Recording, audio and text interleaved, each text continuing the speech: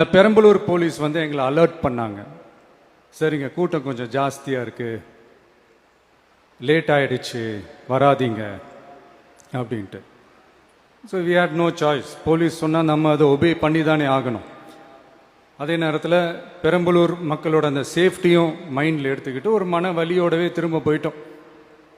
அதுக்கப்புறம் பெரம்பலூர் தொகுதி மக்களுக்கு மன்னிப்பும் கேட்டோம். அதே மாதிரி நாமக்கல் அந்த மீட்டிங் முடிச்சுட்டு கரூர் வரும்போது அந்த கரூர் போலீஸ் எங்களை அலர்ட் பண்ணியிருக்கலாம்ல.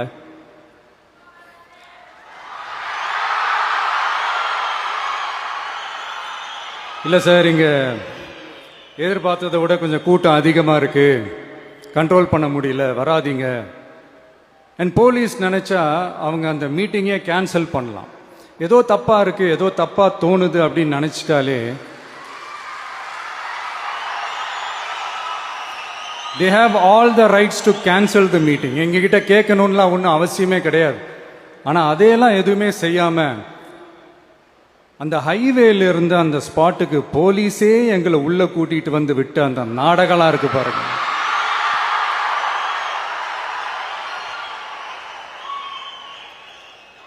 நம்பிட்டேங்க, முழுசா நம்பிட்டேன். அன்னைக்கு இருந்த அந்த கரூர் போலீஸ் பேசும்போது தேங்க்ஸ்லாம் சொன்னேன் அவங்களுக்கு. எனக்கு தெரியாது இப்படி ஒரு நாடகம் நடக்கும்.